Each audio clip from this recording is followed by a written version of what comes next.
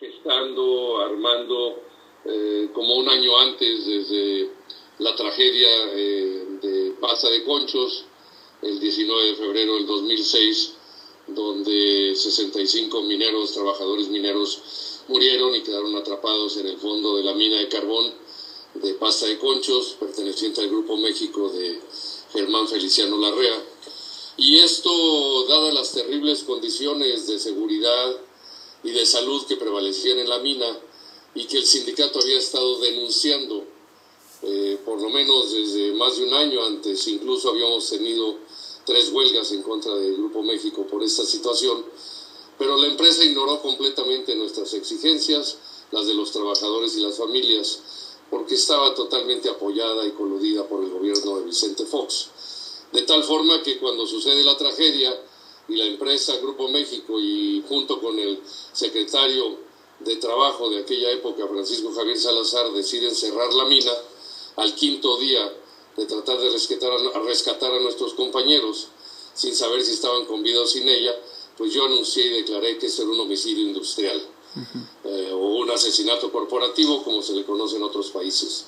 Y en ese momento se inició una persecución política sin precedente, una campaña sucia y perversa de medios de comunicación en contra mía, de mi familia, de mis compañeros y del propio Sindicato Nacional. Y bueno, pues esto es lo que determinó que después de una serie de amenazas de todo tipo, inclusive amenazas de muerte y anónimas, llamadas y correos electrónicos, pues entonces decidí salir de México ante la recomendación que me hicieran mis compañeros dirigentes, los dirigentes sindicales y políticos del mundo entero, que estaban. Y bueno, pues dadas las condiciones que prevalecían, decidí salir de México para proteger al sindicato, para proteger la lucha y continuar la resistencia desde el exterior con mejores condiciones de seguridad que las que prevalecían en México en ese momento. Ok, entonces se encuentra actualmente exiliado allá en Vancouver, en Canadá. ¿Cómo está viviendo ahí esa situación fuera del país? Bueno, yo desde que sucedió esta persecución política y todos los ataques del gobierno mexicano, el gobierno de Canadá decidió nunca aceptar una demanda de extradición porque estaba basada en mentiras, en manipulaciones y en calumnias del gobierno mexicano, y nunca ni siquiera le dio entrada. Entonces, al contrario, me otorgó la residencia y una mayor protección y seguridad. Entonces, pues trabajo desde acá, desde Canadá, presidiendo mi sindicato.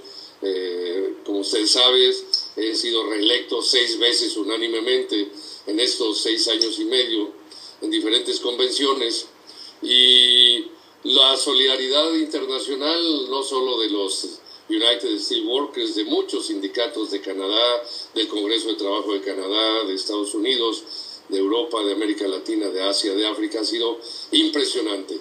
Y yo puedo decir con toda seguridad, no había habido jamás en la historia del movimiento obrero de México un dirigente sindical y una organización sindical democrática como la nuestra que hubiera tenido esta solidaridad mundial que ha sido comprometida y decidida en favor de nuestra lucha. Otra cosa también que están hablando mucho allá, que lo acusan de desvío de 55 millones de dólares y de que usted se enriqueció con los trabajadores, el dinero de los trabajadores. ¿Qué dice usted sobre este tema? Esa es una mentira total y absurda, solo producto de las mentes enfermas de Germán Larrea, Vicente Fox, Felipe Calderón y todos sus socios y cómplices. La verdad, esto lo inventaron para desacreditar al sindicato y a mí. El único crimen que pudimos haber cometido es defender los derechos de los trabajadores, conseguir y obtener los mejores incrementos en salarios y prestaciones durante estos 7 años, incluso desde antes, para el sindicato de mineros y los trabajadores, 3 y 4 veces por encima del promedio nacional, 12, 14% año tras año, frente a un 3,5% del promedio nacional. Y bueno, exigir mejores condiciones de salud y de seguridad en las minas y en todos los centros de trabajo. Entonces es una mentira total, nunca hubo ningún desvío, fue probado en varias ocasiones desde un principio. Lo primero que lo hizo fue la Comisión Nacional Bancaria y de Valores. Por cierto, ese expediente donde la Comisión Nacional Bancaria y de Valores en marzo del 2006 decretó, una institución oficial, que el fideicomiso se había extinguido transparentemente y correctamente, que no había ningún peso desviado, y lo ocultaron en la Procuraduría. Nos tomó más de 2 años recuperarlo. Es increíble que la PGR se prestara ese juego sucio.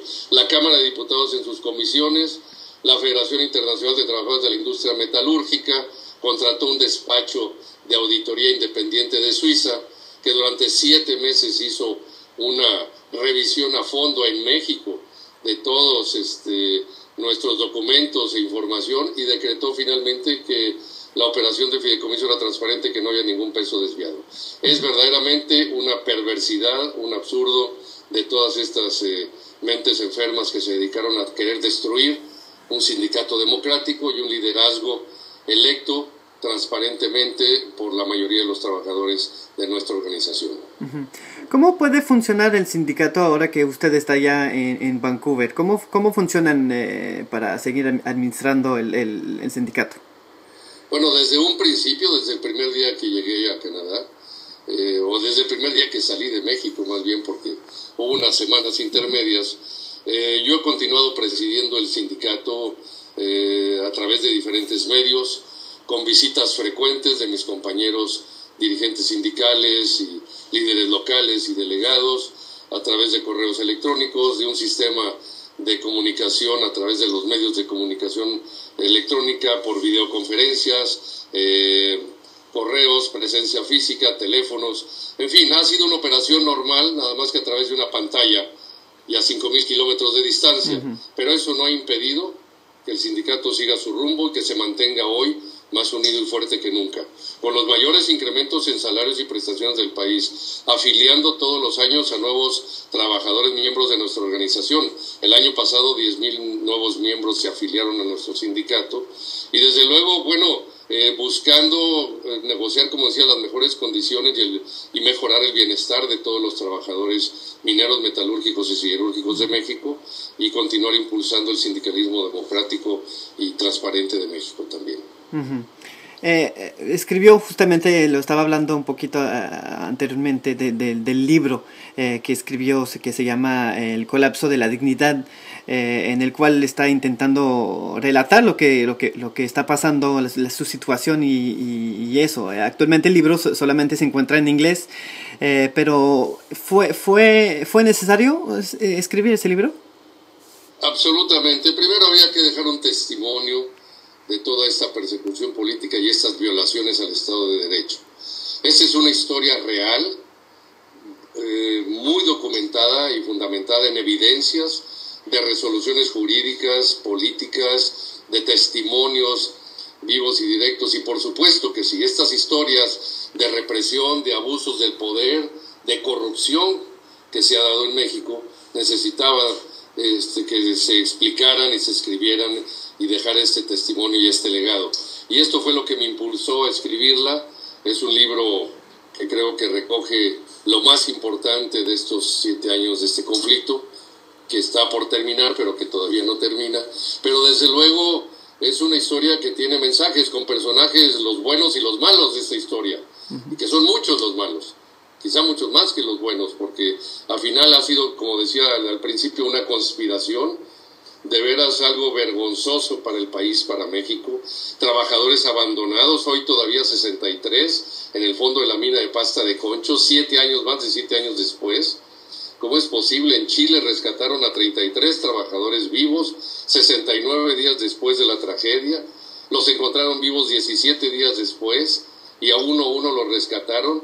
En México, al 5.º día, sin saber si estaban con vida o sin ella, los abandonó Grupo México de Germán Larrea. Es una vergüenza que siempre cargarán en su conciencia esta mancha de sangre minera que verdaderamente nunca debió de haber ocurrido, y menos los gobiernos del PAN, de Vicente Fox y Felipe Calderón, que se dedicaron a avalar en complicidad y en corrupción estos hechos vergonzosos y delictivos de la empresa Grupo México.